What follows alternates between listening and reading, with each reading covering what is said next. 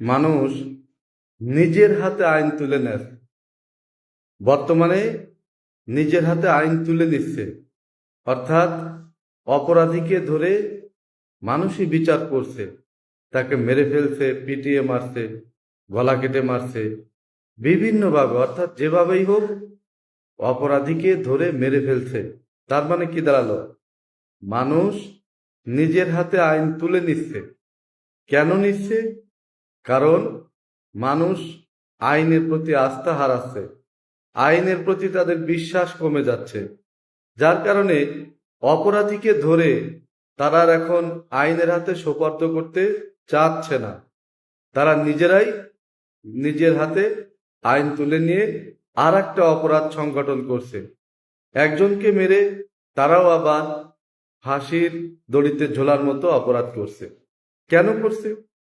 কারণ হলো, বিশেষ করে ধর্ষণ মামলাগুলো, এই মামলাগুলোতে কিন্তু অল্প সময়ের ভেতরে হোক বা একটু সময় লাগলেও অধস্তন আদালতে দ্রুত বিচার হয়ে যাচ্ছে, বেশি দিন সময় লাগতেছে না।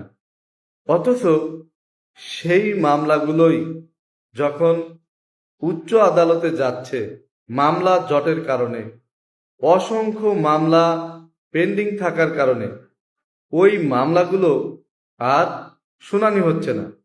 দেখা যাচ্ছে অধস্তন আদালতে ধর্ষণের দায়ে বা খুনের দায়ে মৃত্যুদণ্ড হয়েছে। এখন এই মৃত্যুদণ্ড তো চাইলেই কার্যকর করা সম্ভব নয়। তার জন্য উচ্চ আদালতের আদেশ লাগবে বা অনুমতি লাগবে। এখন উচ্চ আদালতে গেলে এটা বছরের পর বছর, মানে দেখা যায় যে এক যুগও পার হয়ে যাচ্ছে, এমনও হতে পারে।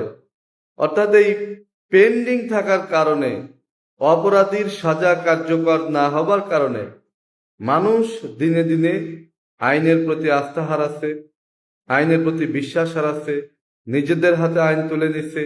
এটা কিন্তু সমাজের জন্য ভয়ানক একটা বিপদের মানে বিপজ্জনক কাজ আর কি। সমাজের জন্য ভয়ানক একটা অভিশাপের মতো হয়ে দাঁড়াচ্ছে এটা।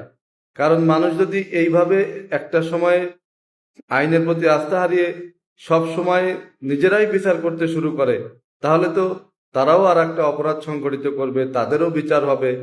এই করতে করতে তো সমাজ ধ্বংস হয়ে যাবে, শেষ হয়ে যাবে। এটার থেকে কিন্তু উত্তরণ প্রয়োজন। আর তার জন্য কি করতে হবে? উচ্চ আদালতে বিচারকের সংখ্যা বৃদ্ধি করতে হবে। এই যে যে মামলাগুলো, বিশেষ বিশেষ ট্রাইব্যুনাল, শুধু একটা ট্রাইব্যুনাল গঠন করলেই কিন্তু হবে না। বিশেষ বিশেষ ট্রাইব্যুনাল বা বিশেষ বিশেষ আদালত পরিমাণে বা সংখ্যায় যাই বলেন না কেন, বেশি করে গঠন করতে হবে। এবং এই মামলাগুলো, সেনসিটিভ মামলাগুলো আলাদাভাবে শুনানি করতে হবে, যাতে এগুলো বছরের পর বছর পেন্ডিং না থাকে। এই অপরাধের শাস্তি যদি দ্রুত কার্যকর করা যায় উচ্চ আদালতের রায়ের মাধ্যমে, তাহলে কিন্তু আইনের প্রতি মানুষের আস্থা আবার ফিরে আসবে। মানুষ আবার অপরাধীকে ধরে আইনের হাতে দেবে। কিন্তু যখনই অপরাধীর মৃত্যুদণ্ড হওয়া সত্ত্বেও সেটা উচ্চ আদালতে মামলা পেন্ডিং থাকার কারণে কার্যকর করা সম্ভব হবে না, অপরাধী বেঁচে থাকবে, তখন কিন্তু মানুষ আইনের প্রতি আস্থা হারাবে। যাই হোক, এই যে সেদিনেরও একটা ঘটনা আপনারা তো জানেন যে বিজ্ঞ অধস্তন আদালত মৃত্যুদণ্ড দিয়েছেন। এখন এইটা যদি উচ্চ আদালতে গিয়ে বছরের পর বছর পেন্ডিং থাকে, তাহলে কি মানুষের আস্থা রাখতে পারবে আদালতের প্রতি?